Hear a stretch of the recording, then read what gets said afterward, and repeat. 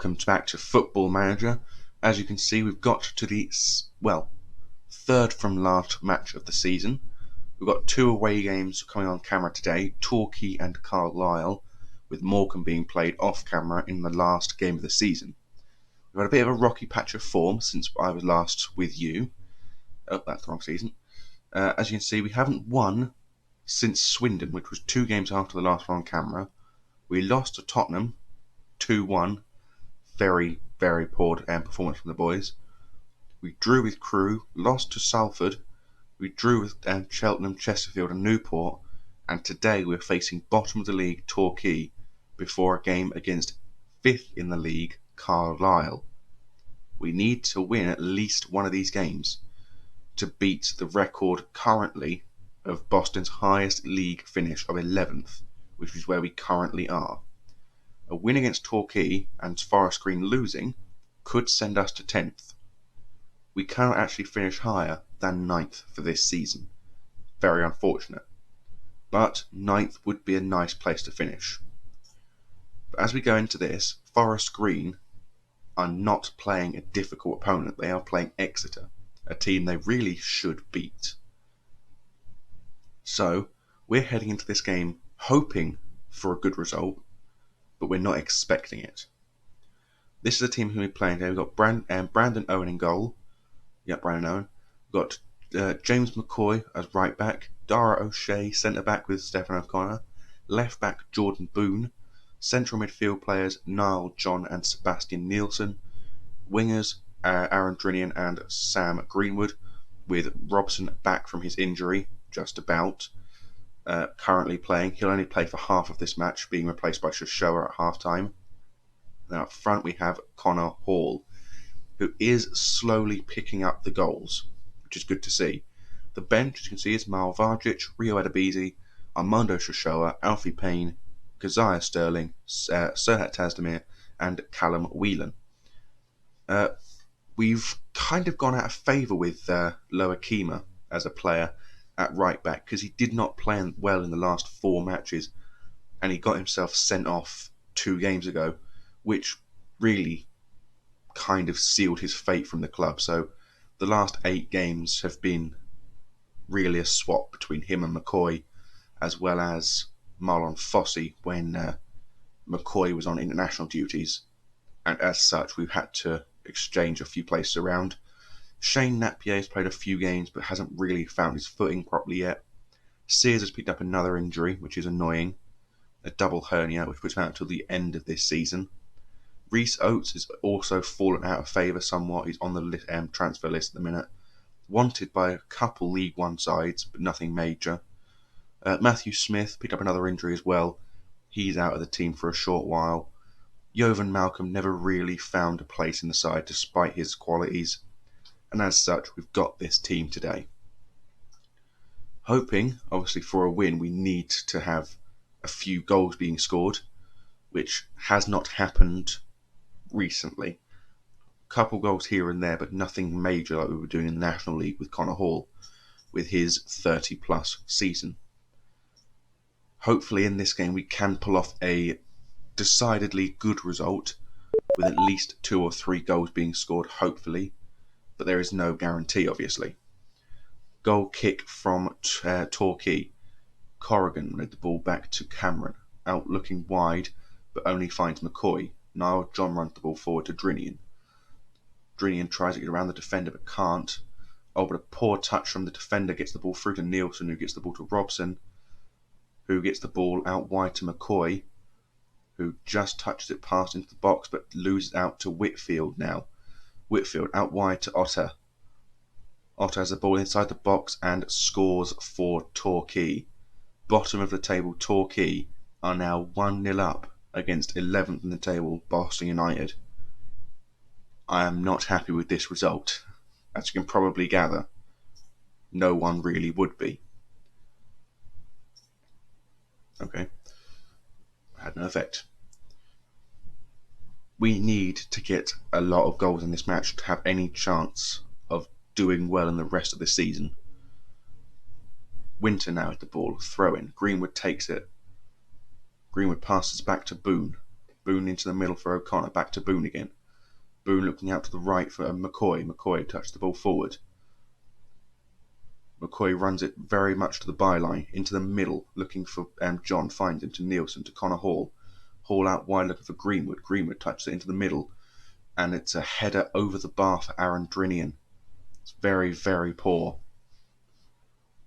Goal kick again for Torquay. Corrigan again with the ball, loses out to Drinian. Drinian passes it into the... No, doesn't. Runs it into the middle. Tackled by Cameron and Whitfield. Back to Andrews, now to Reed. Reed puts the ball out wide. McCoy touches it down though. McCoy now onto the byline again. Gets it past the striker chasing him. Tries to get it back. Does find John. John back to Dara O'Shea. Looking out wide for Greenwood. Doesn't find him, but Winter's header does. Greenwood into the box. Crosses it again looking for Drinian, but can't find him. John to Robson, and Robson's shot goes wide of the post as well. We are not playing well enough to score in this match. However, even though that was disallowed, Torquay are still getting in behind our defenders. This needs to stop. We're looking to try and get creative again, but it's not come back up yet. For reasons unbeknownst to myself. Another free kick. Cameron kicks the ball forward for Ota. Corrigan now with the ball on the edge of the box, crosses it in. Reed's header is over the bar. But again, they are getting the opportunity to shoot, which is not a good thing. And for some reason, this shout thing is still not working. McCoy to Robson. Robson back to McCoy to John. John into the middle to Nielsen. Nielsen touched the ball forward, tries to get it around the midfielder. Doesn't need to. Kicks the ball out wide looking for Greenwood. Greenwood touches it back and loses out to Winter. The ball forward from Winter gets on the head of Ota to Reed. Reed back to Essam, now to Cameron. Back forward again for Ota. O'Shea's head gets to Andrews. Ota with the ball again for a second goal for Torquay United. And again, Boston United should not be losing this match. But they are. And at half time, we're going to make all 3 substitutions in an attempt to stop, as you can see, what should not be happening. 67% possession for Boston. And yet Boston have had 5 of the shots. We're bringing off Robson, Hall, and Nielsen. And we're going to hope that we can pull off some form of recovery in this match. We're actually going to go to very attacking for the second half.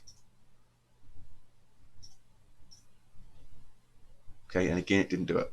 Alfie Payne kicks the ball in with the corner, and Boone's header goes over the bar. And that was it. That was the highlight, apparently. And again, I can't seem to do the shouts for some reason. It doesn't seem to want to work for me. Again, no highlights are coming up. 8 shots so far for Boston, none on target. McCoy's free kick to John. Back to McCoy, back to John again. John puts the ball forward to Drinian. Drinian gets the ball out to the left wing for Greenwood. Greenwood to the middle, and Armando Shoshua touches the ball past the goalkeeper, just showing even more why he is deserving of the strike and the attacking midfield role that he has been able to get his hands on. Greenwood's free kick pushed over the bar, I believe, by the goalkeeper. Yes, it was. A corner kick to Boston. Alfie Payne again steps up to take it. This time the ball goes out to John. I think Payne probably was offside. Yes, he was. But this is a lot better football from Boston United. They are getting shots on target, and they are getting shots regardless. There we go. We finally managed to do a shout that wasn't completely broken for some reason. But with 10 minutes to go, I am not seeing us winning this match. I'm not even seeing us equalising in this match, to be honest with you. 5 minutes left to play. It's looking very likely that Torquay are going to beat us. Camwell with the throw-in to Reed. Reed crosses it in, away by McCoy to Drinian. Drinian forward to Shoshua. Shoshua touches the ball forward and runs through the middle. Shoshua with the ball out wide to Sterling. Sterling with the ball. Shoots, and unfortunately, I don't quite understand know what happened there. Looked a bit like a pinball game, to be honest with you. But nothing obviously came of it, and Boston United have lost 2-1. That was atrocious football for Boston United, and they did not get any chance in that game to win it, despite the countless amounts of possession they had and the extremely good football from the strikers. They could not get anything forward. And another injury for Shasha, only a 2-day injury, that's fine. And it was a terrible performance from the Boston boys. Sam Jones is an updated player. I've realised he's fairly good. He's already operating a Scum at League 2 level, which means he could be a first-team player for us next season. And he has the potential to be a Sky Bet Championship attacking midfielder. So he is going to be a very impressive footballer for us in the next few years. He's already only on £150 a week until next season ends, which means he's not an expensive player. He's 18 years old, so a lot of chance to improve. And if need be, we find players that are better than him, we can then sell him on for a total price of around £1 million, I would have assumed, or at least more than that, because he is an incredible player. No big news there. Rio Adebisi probably is deserving of that left back spot, but I was just giving Boone another chance to see if he was any good, and obviously in the last game proved that he really wasn't, and as such I think it is deserving of Adebisi getting that spot back, because I do think Adebisi is more deserving of that position. O'Shea will be swapped out for Vargic, not O'Connor. O'Connor's on the pitch already, to make this area more secure. And Nielsen will be swapped out for Alfie Payne in this game, or the next game I should say. And Robson won't start the next match, Shoshua will. That will allow Robson the opportunity to recover a bit from the match, a bit more. We've not got a very strong attacking form, as you can see, 2-star, 2-star, and 3-star, but it doesn't matter all that much, in my opinion. I think we've still got a very strong side regardless, and I think we can probably go through and win this game. We've got coming up, Dara O'Shea will actually come out of the team entirely for Shane Napier, so I can then use Keziah Sterling as a left winger and Napier as a striker, if need be. But there's no major problems for the Carlisle game in terms of injuries, as Shoshua's injury is only a 2-day injury, so he'll be back for the Carlisle game regardless. And obviously we can hope that we can turn around this very poor fixture here. 60% possession, 8 shots apiece on target, and we were not capable of actually doing what needed to be done in that game. Vargic, currently only operating at around a national level, but potential to be a League One centre-back, is good news. He could stay with us for a number of years as of yet then, and will allow us a strong Croatian centre-back for the future. On top of that, if there is a point where he does need to leave at any point, we could still get a fairly sizable amount of money for him.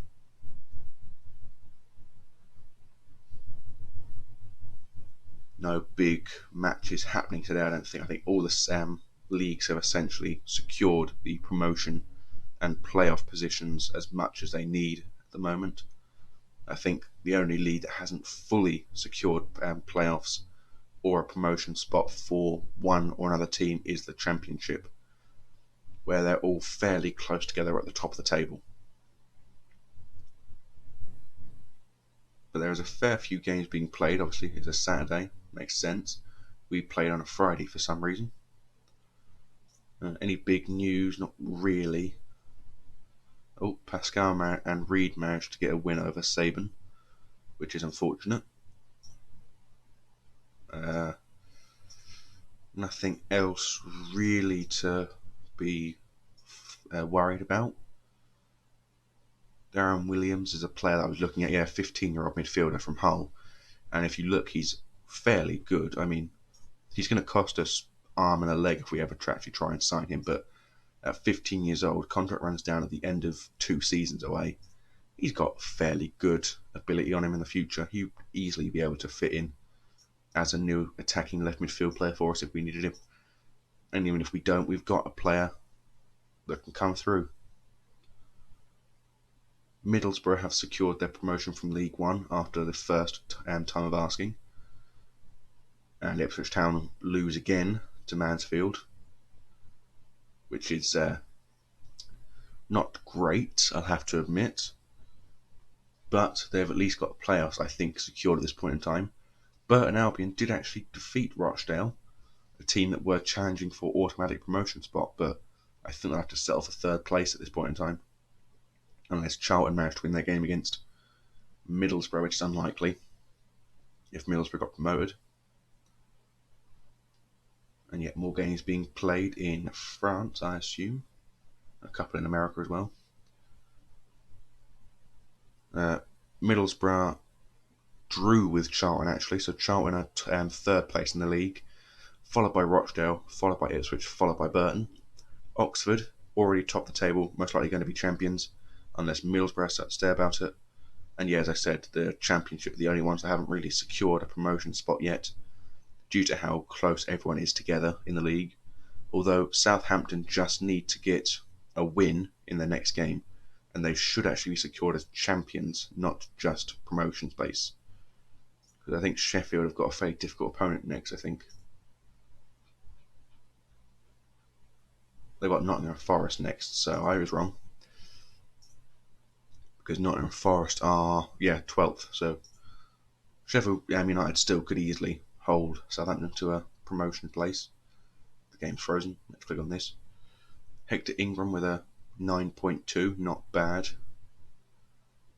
He's not really playing much in the first team anymore. He's kind of dropped out of form and out of fashion at the minute with the side, and as such, he's not really getting the opportunities. Dara O'Shea apparently good in the air, but yet he was completely incapable of doing what needed to be done last game, so he's not playing. Tazdemir is going to play to show a spot regardless. Jovan Malcolm not playing, doesn't need to.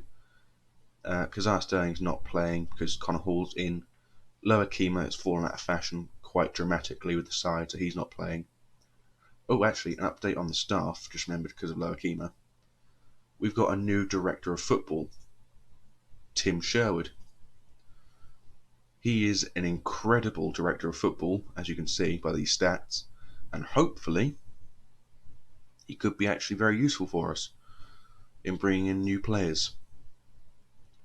Surprisingly, despite the fact that he is, Tim Sherwood, he's only got a 2.5-star reputation, which is questionable. If you ask me, it's questionable. He is a former Premier League player and manager, and yet very little in the way of reputation, and he's willing to come down to here. And apparently, I've received a lot of plaudits for what many perceive as overachievement. Admittedly, we do have limited resources and finances, but I wouldn't class this as overachievement. I'd class this as Boston being where they should be. Back in the Football League, they were only forced out of the league after administration.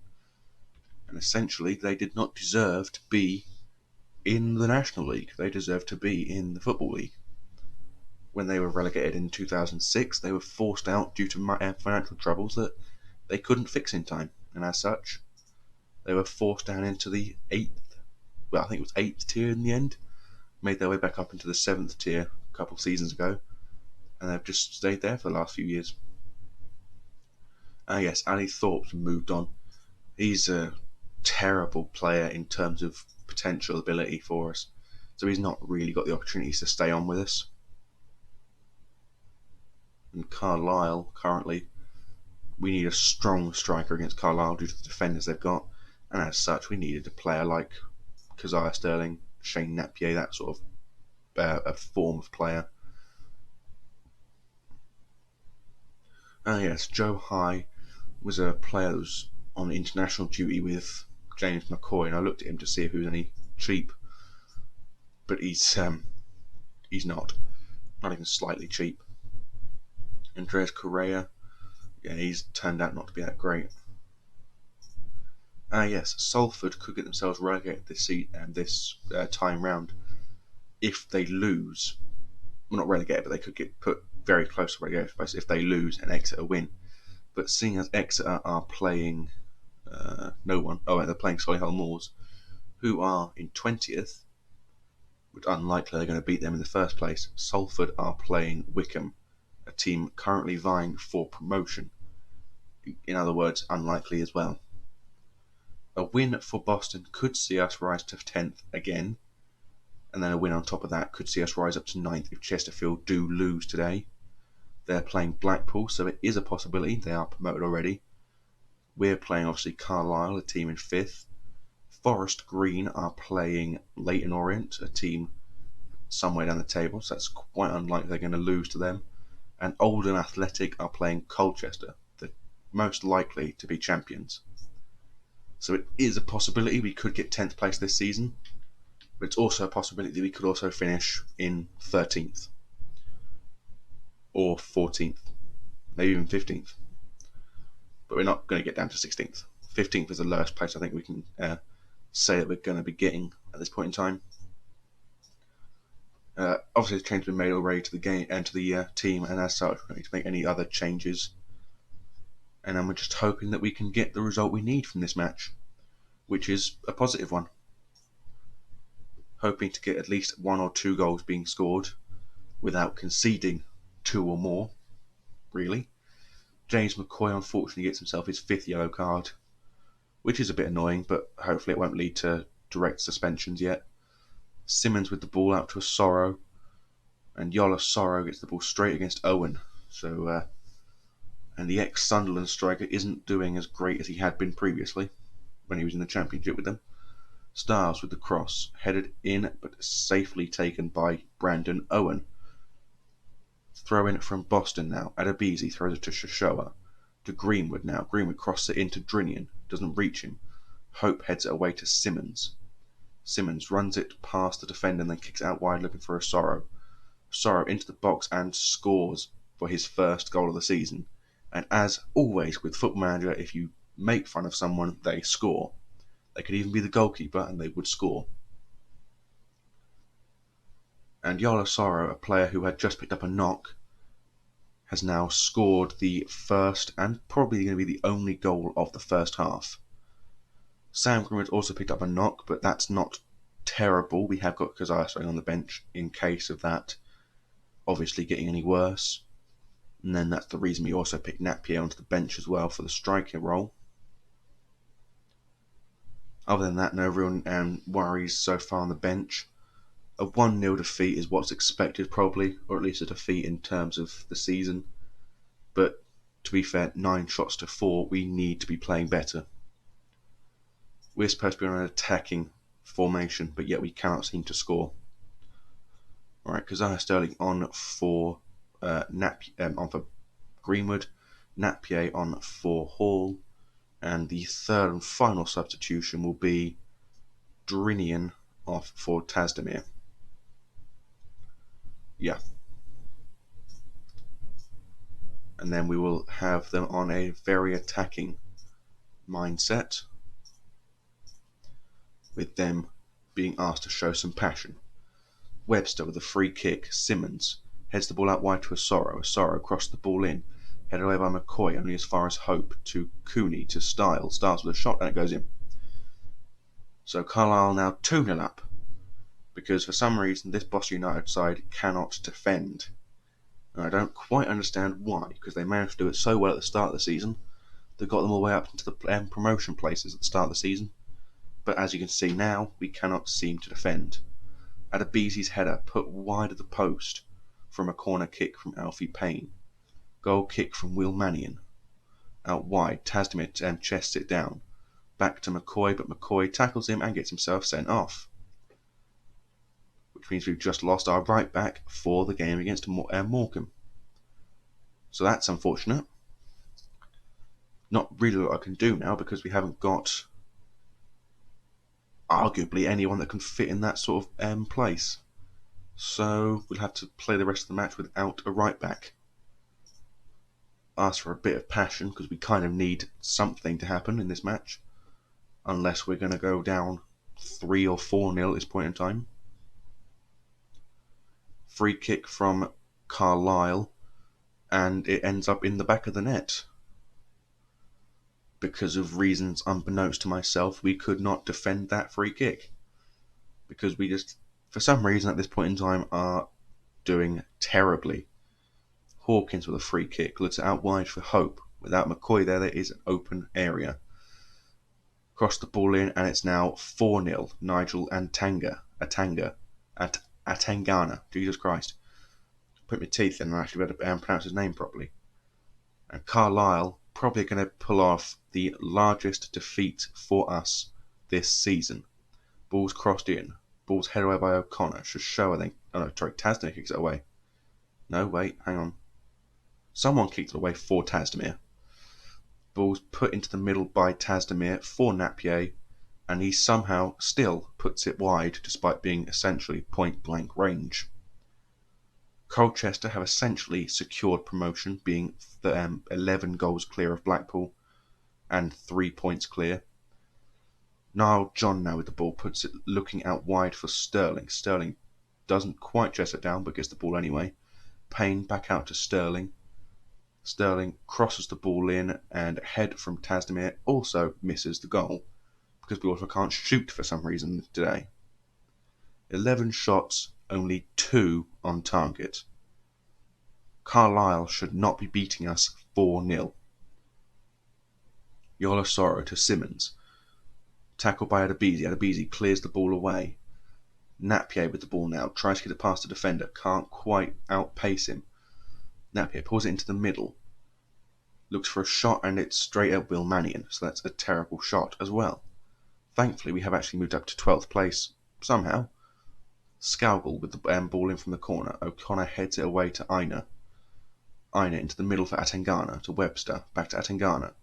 Skuse out wide looking for Hope, who shoots, and it's saved but into the net by Owen.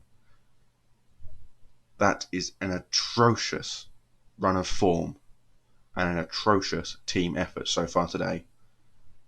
And I'll be honest with you, there will be very stern words being said in a team meeting after this game. Simmons with the ball back. Hope now with the ball in the box. Tackled by Tasdemir for a penalty. Of course it's a penalty. When it rains, it pours for this team. And after being 1-0 down at the half, it's going to be 6-0 at the end of the season.